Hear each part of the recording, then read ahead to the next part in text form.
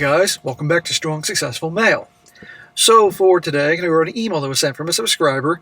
This is from a guy. He's in his mid-30s. I think he's 35. He's been married for 13 years, so he got married really young at 22, which is crazy, but what's done is done. And he's writing in to share his story as well as a whole bunch of pointers for all the guys out there that are married that actually want to make it work. And before you think, oh, this sounds stupid and you're going to go away, hear me out. This guy's marriage is really good because he's been, for the majority of his marriage, talking about and using a lot of things I talk about in this channel over the years. He's done things right. He's been the husband that's been a leader, taken charge. He's been a husband that doesn't take any crap. He's been a husband that's been established boundaries and enforcing boundaries, and all sorts of things that I talk about all the time to help guys be successful, not just in marriages, but also relationships. And he gives lots of examples of what they are, why he does that, blah, blah, blah, and what can happen if you don't do that. So that'd be a very good one to go over for all you married guys or guys that want to get married one day. And there are plenty of you. Don't act like you're not. You're not fooling any of us. And for you guys out there that are like, SSM, I don't need to listen to this crap. I'm not married. I ain't getting married. I'm not going to do a relationship. Well, never say never. Seriously. But by the way, there's a point where he handles some feminists really well, so I think you'll like that part. So it starts off, says here, hello, SSM. I found your channel a few weeks ago and listen almost daily. Well, welcome to the community, brother. We can always use another guy, and I appreciate you listening daily. Anyway, I wanted to share some insights I found about being one of the guys who married young and actually made it work. I never get to share this stuff because I know any woman who heard it would flip out. So I just stick to the strategy I've refined over the years, and I've actually never told anybody this, and that's how I've lasted so long. Well, if the stuff that you share, and I know what you're going to share because I read already, would make women flip out, then it is most certainly effective and worth sharing. Before I begin, I want to make it clear. I have a wonderful, loving, caring, thoughtful, submissive, God-fearing wife. She's truly a cut above the rest, but the rules I'm about to outline still apply regardless. Well, brother, the reason you have a, wonderful, loving, caring, thoughtful, submissive, God-fearing wife is because you've been acting like a man. You've been handling yourself right, more right than wrong. And by the way, guys, I want to point something out here. He makes it clear, A, nobody taught him this stuff. He had to learn along the way. And he made mistakes, and he refined things over the years, and now things are really well. But even if she is wonderful, loving, caring, thoughtful, submissive, and God-fearing, that can all go in a heartbeat when a man starts acting like a mangina. So this is very important. And by the way, all these positive things could change if you stop being who you are. He says, number one, leverage never stops applying to your marriage. Right there. That would make all the women go crazy. Leverage.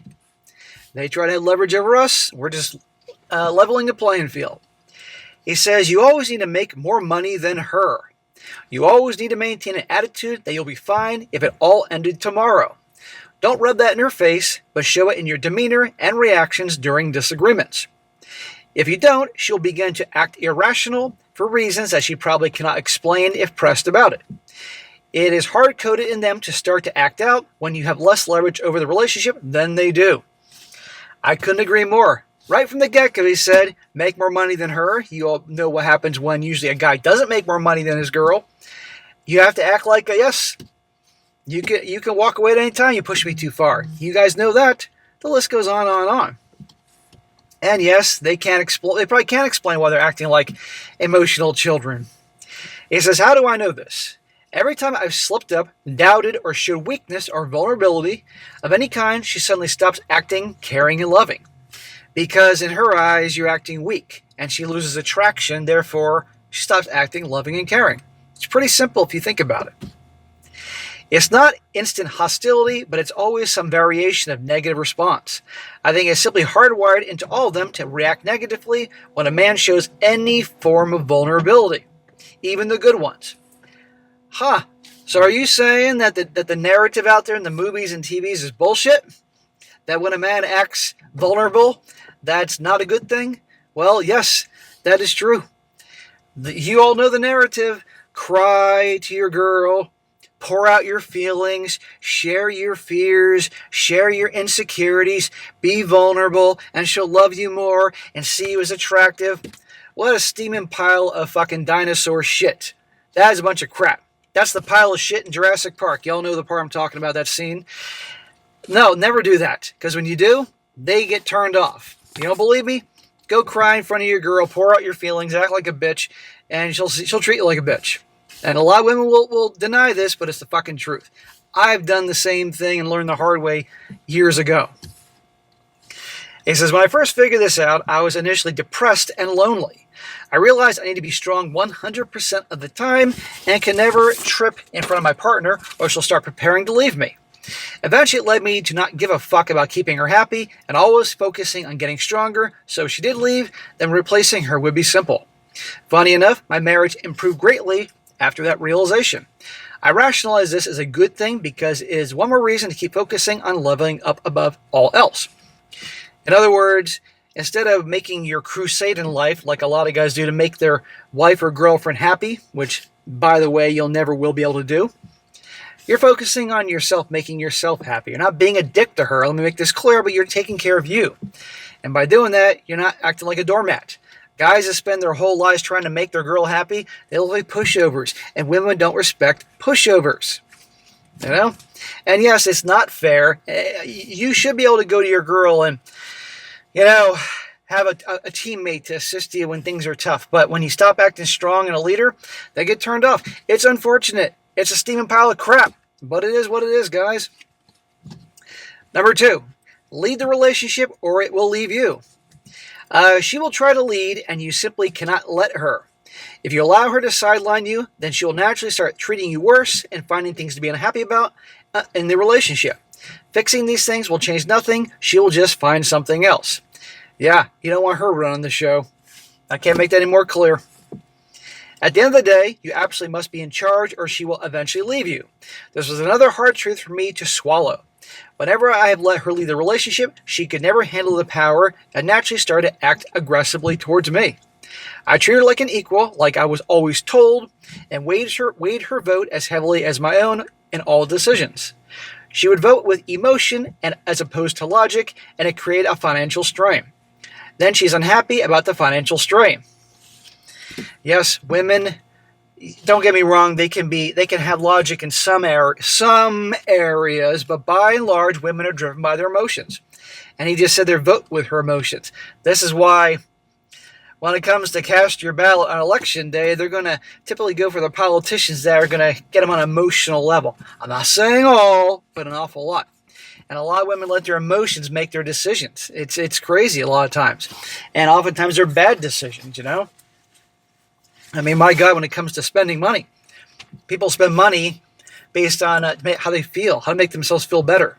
They'll piss away money, rack up credit cards and stuff like that. And we all know, by and large, not every time, but by and large, women are way worse than money than men. Men don't need a whole lot to be happy, while women will spend, and the emotions will justify these poor decisions. He says, eventually, I simply spoke like my word was law, and I dictated what we were doing. She fell in line naturally, and all the aggression stopped. It took me about 7 years to figure out that I cannot treat her like an equal, or she will start preparing to leave instinctively. They want a leader. End of story. See, again, guys, you can see how a lot of women would take issue with what he's saying here. Frankly, a lot of guys would take issue with this. Of course, they probably are from certain states and have certain haircuts with a bun in the back and eat avocado toast. Number 3. Under no circumstance can you allow her chaotic friends and family to have a presence in your life. In other words, I tell you guys, always pay attention to who her friends and family are before getting with her. And if they're a big freaking problem, they're going to become your problem. And if necessary, you got to definitely make it clear, look, we're going to be together. They're not in our lives, period. And listen to his example. He says, my wife has one friend and one sister who are hardcore feminists. Oh, joy. I did not like these two women the moment I met them. Well, I would have hit the road if I was you, a sister and a best friend, or he didn't say best friend, he said one friend. I would have made sure they were out of the picture, or I would have hit the road. Each of them would flirt with me right in front of my wife and leave little signs to invite me to make a move on them. It was always done with plausible deniability. They aren't stupid. Well, if these two chicks are putting the moves on you, and I'm guessing that when you say, the second you said hardcore feminist, I'm sure 90% of the guys listening to this were thinking of some fat ass, green or blue haired broad with tattoos and short hair. That's probably not the case. It's probably more, she looks, I would say, average, if not better, but has that feminist attitude of empowerment that, all guys want me and I can sleep with all guys. I bet you this sister and friend that were putting the moves on, hitting on you, trying to seduce you, either A, they were doing it because they wanted to sabotage your situation because they were jealous of her, or B, they had no interest in you at all, but they wanted to reel you in and then say to her, see, he's a scumbag. So I would probably think it was option B. When I would bring this up to my wife, she'd always brush it off like it was nothing. Eventually, her sister got more aggressive and would rub my arms or hug me with her whole full body, tracing my back while whispering, I missed you, in my ear in a husky voice. Then I knew my wife was in denial and her sister was a runt with a capital C. In other words, a C-U-N-T. Well, yes, she is. While I kept my distance from the sister, she started telling my wife how my marriage was flawed and outdated. Oh, from all her experience? Probably in her sister's mind that you should be having an open relationship or open marriage. Then it wouldn't be flawed and outdated, huh? He says her sister is single and spent the last decade traveling the world on her parents' money, by the way. So she's a fucking freeloader. My wife was upset and was quiet and distant when I asked her how she felt about that. The moment this happened, I cut it off immediately and told my wife that I didn't want her sister in my house or in our lives in any way. Good for you, man. And I'm sure that probably wasn't easy for her, given the fact that this is her sister. But her sister is hitting on you regularly, and I'm still convinced the sister is probably doing it just to make you look bad. Probably the second you would respond to that, if you did, she'd be like, see, look what he's doing. My wife protested, but I stood firm and said she was a poison that I will not tolerate. After my wife calmed down from that announcement, she eventually agreed. The evidence of her sister being untrustworthy was there. I think she just needed someone to say it out loud. With women, logic can win out in the long run after her emotions have run out of gas. But you'll need to hold firm while she's burning that emotional fuel. Logic over everything and no chaos allowed, period. Yes, I agree. And that part you said about let the emotions run out of gas. In other words, when they throw a freaking hissy fit and temper tantrum, I'm sure most of you guys have experienced this at some level. Well, what does that sound like to you? Let's think about this. It sounds like a child. A child throwing a temper tantrum when they don't get their way.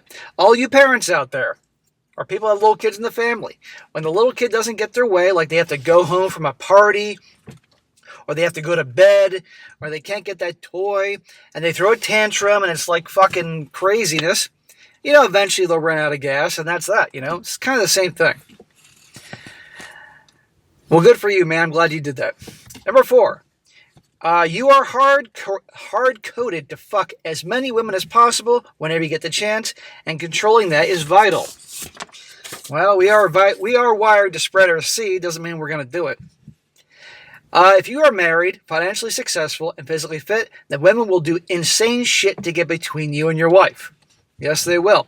They will also do insane shit, even if you're not married, to get between you and your girlfriend.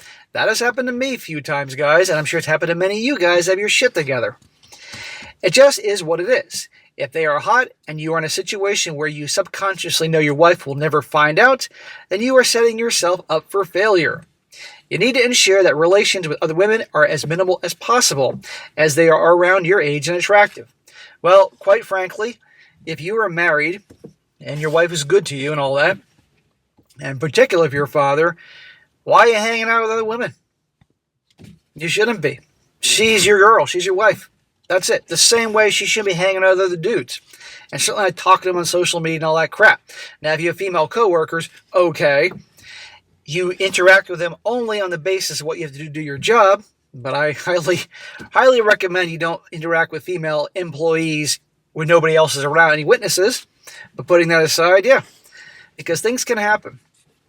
He says, this is the best way to marginalize the odds of you being in a position that is challenging to resist. Women will only throw themselves at you after a couple of social hurdles have been overcome first, so don't allow these benchmarks to occur at all. Very wise words. Number 5, you are alone, deal with it. He says, when you are encountering challenging problems that are beyond your scope, you cannot share them with your wife. Most women are simply not equipped to handle stress the same way as a man is. This was another cold reality that took me years to accept, and I felt more lonely than ever when it dawned on me. When problems come up, you need to be the problem solver and use her only to execute actions that resolve the issue, but never decide how to solve the issue. Yeah, I mean, again, back to the whole thing. It sucks, but you're on your own. Because the guy has to be strong all the time. And guess what? That's tough. It's tough to have the weight of the fucking world on your shoulders. But the second you act like you're overburdened, then she doubts your masculinity. And she becomes bitchy and a pain in the ass because she doesn't want to have to deal with the problems. It's the fucking truth. And again, if people don't agree with me, okay, you're allowed to, but it is what it is. 6. Now this is going to make a lot of you guys laugh. Even if you aren't married or have girlfriends, if you've been in a relationship one time, you'll laugh at this. If she gets what she wants, she's unhappy. In other words, you can't make them happy. If you bend on something she wants that is illogical, then your marriage will not get better. It will get infinitely worse. She will begin to openly disrespect you and mistreat you. The truth is, you need to be willing to fight against stupid and chaotic ideas that your wife wants to impose with the conviction that you're willing to end the relationship over it. Yes. How many guys have busted their butts to try to make their girl happy? Girl, wife, whatever. And no matter what they do, she's always unhappy. Because I have never in my life ever met a woman, I'm saying ever, that isn't complaining about something. No matter what a guy does, he can't make her happy. And the problem is, he makes himself miserable in the process trying to make her happy. And it only makes it worse because a lot of times he's bending over backwards, bending over actually, and acting like a doormat, and she has no respect for him. They always complain. It's always about some fucking thing. That's what they do. You know? Don't do that, guys. I remember earlier when he said when he started trying to make himself happy, she fell in line. Amazing. Do not bend under any circumstances to enable irrational nonsense. Protect your boundaries at any cost. All of my peers have failed at this, and it resulted in one of two outcomes. Outcome number 1, she chips away at his boundaries little by little and loses respect for him with every single compromise. After a few years, she has slowly transformed into a harpy and henpecks the shit out of him. He is miserable, shadow of himself. And number 2, she eventually cheats on him and divorces him. Guys, how many stories have been like this, huh? You can stand your ground and remove bad behaviors from your marriage, or you can fail fast and move on with minimal time wasted. Compromising your boundaries is always a lose-lose situation. It is, guys. But many guys out there think, I don't want to deal with the bullshit, so I'll just let her do what she wants. Or I'll give in so it doesn't have a fight. That's the worst thing you can do. I had a friend for a number of years in martial arts. He and I are not friends anymore. He was one of the people that wanted nothing to do with me once he found out what I was doing on YouTube. So it's been years, so I'll talk about this. This guy was a guy's guy on multiple fronts. You can use your imagination. He was a guy's guy. With his wife, he was as fucking pee-whipped as can be. And it got worse and worse and worse. Why did it get worse and worse and worse? Because he constantly caved to her psychotic demands. One of them was, she didn't like him spending a lot of time in martial arts with us. So he would never do more than 2 classes per week. That's it. And a lot of us would take multiple arts. I took Krav Maga and Muay Thai kickboxing. They're always like back-to-back classes. He would never stay for 2. It would be 1 hour class on, say, on Tuesday and an hour class on a Thursday. That's it. Why? Because she would always bitch and complain. She would bitch and complain if he went there once a week, you know? She wanted him all to herself. And this went on and on and on. And you could just see it over time, him wearing him down. And I really liked the guy, you know, and I've been to his house many times and I got along with her, but I could just see it, you know, and it was other things too. And I can't begin to imagine what things are like now a few years later. And it only encouraged her to do more. And I'm sure a lot of you guys have buddies like this, or maybe you watching this right now are like that. Well, there you go. Don't do that shit. Stand up for yourself. He says, in conclusion, no matter if you pick the greatest woman on earth or a complete bitch, how the marriage goes is on you. Thank you for saying that. If you act vulnerable and don't stand up for yourself, even the best woman in the world will slowly become a raging bitch for seemingly no reason, and there won't be a clear reason why. You can't let this depress you, or you can't let it empower you. Or you can let it empower you. You can control the outcome by simply being a man with a spine.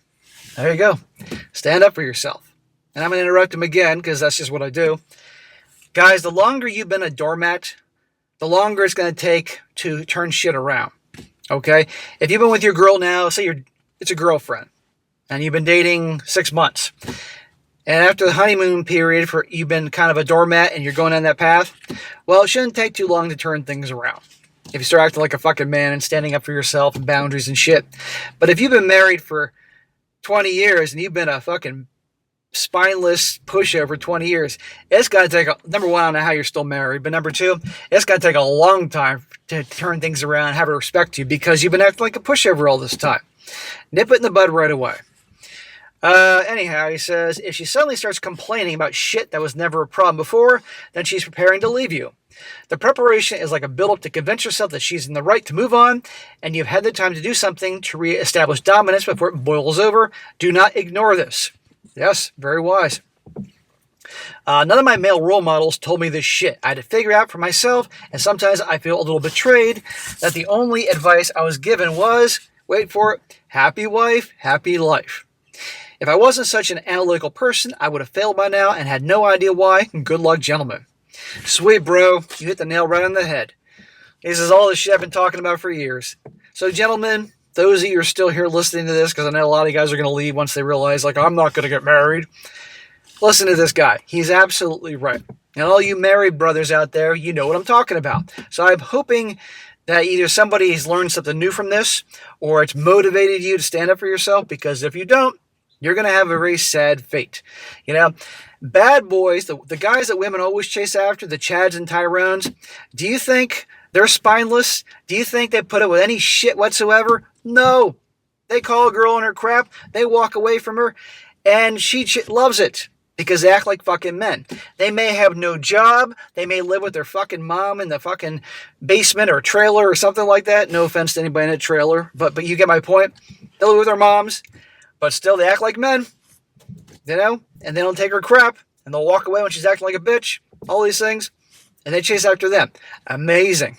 So, guys, stand your ground, be a leader, have some balls. You'll be amazed at what can happen. But again, the longer you've been acting like a pushover, the longer it's going to take to turn this shit around. But I have hope for you all.